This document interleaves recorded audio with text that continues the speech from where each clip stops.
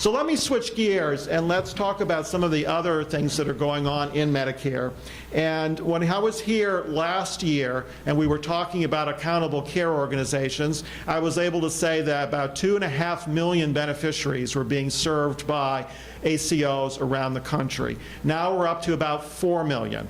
And maybe if I'm back here next year, it'll be 6 million or 8 million, because there are likely to be additional ACOs that will come online in 2014 in the Medicare program as part of this Medicare shared savings arrangement. And right now we have about 250 ACOs of various flavors that are operating in the Medicare program. And so this is becoming actually a major component of the Medicare program, and so this is very important. So you might want to look at your favorite part of the country, and then on the far right look at the color legend, and as you go down the color legend you're getting more and more ACOs in that particular part of the country. So if we go to Massachusetts, you know, there's an ACO in every corner, just about, at least that's what I'm told. Other parts of the country obviously haven't seen that development yet. But obviously if you're in an area with one or more ACOs, it is something to be paying attention to. And I'll be happy to take questions you might have about the ACO arrangement under Medicare.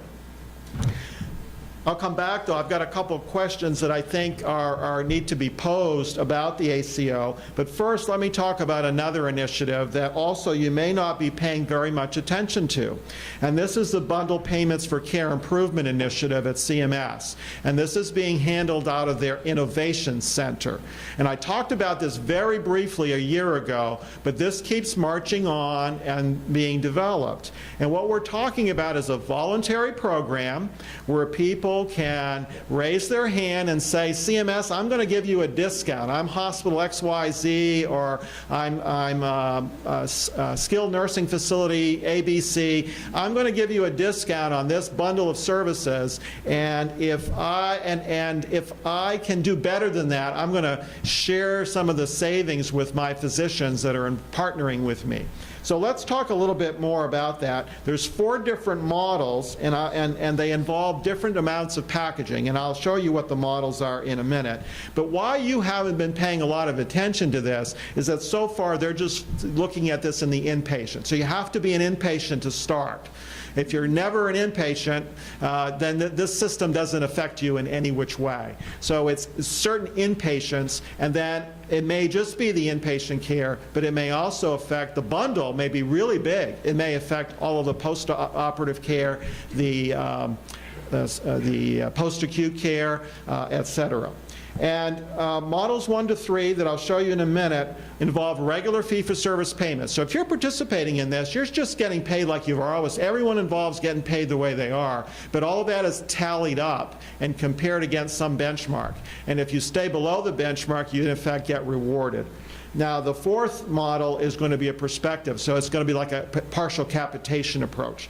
So let me show you the models, and let's focus on Model 2 and Model 4, because these are the 2 you'd be more likely to be interested in.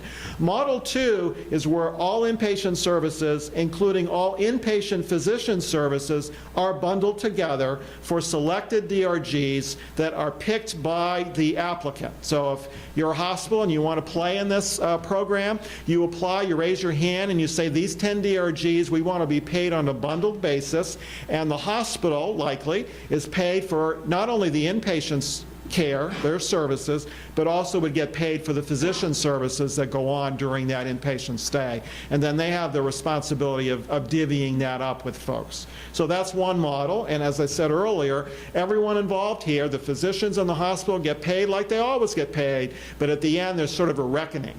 And there are benefits here potentially for the involved individuals. Let's look at Model 4 for just a minute. And Model 2 is just selected DRGs. Model 4 is also for just selected DRGs, and there the bundle is all inpatient services, including all inpatient physician services. And the difference in Model 4 is they're being paid on a prospective basis. Here's the money. Don't send us any claim. Here's the money, and you're responsible for managing the distribution of the funds. Now, here, though, for the models 2 to 4, they can pick which DRGs, but the DRGs have been divided into 48 clinical condition episodes. And as I listed there, those are probably the most relevant for you. And they're only somewhat relevant. But again, there are certain DRGs in these 48 episodes for amputation, major joint replacement of the lower extremity, removal of orthopedic devices, etc. So again, this is a new program. It's voluntary. It's kind of an experiment, and there are over 500 organizations that have applied to participate in one or more of the models. They may drop out, but some have actually begun to be paid on this basis. So again, an important thing to be paying attention to. So what's the win? Why do you want to do this? You have to give them the discount first off. Why do you want to do this? Well, you can work more collaboratively with everybody involved, and gain sharing is permitted under all these models. And that usually is likely to mean the physicians who help hospitals to sort of live within their means or live within the bundle payment are likely to share in some extra payments beyond what they would normally receive for their own services. And so gain sharing is kind of the, if you will, the reward or the incentive that is available under this particular system. But I would pose a lot of questions, and I'm just going to highlight a couple. I keep wondering, we have more and more ACOs out there, but we're hearing very little about how beneficiaries are reacting to the whole concept. I mean, when they sit down or they see a sign in the waiting room, you know, we are participating in ACO, ABC, how do they react?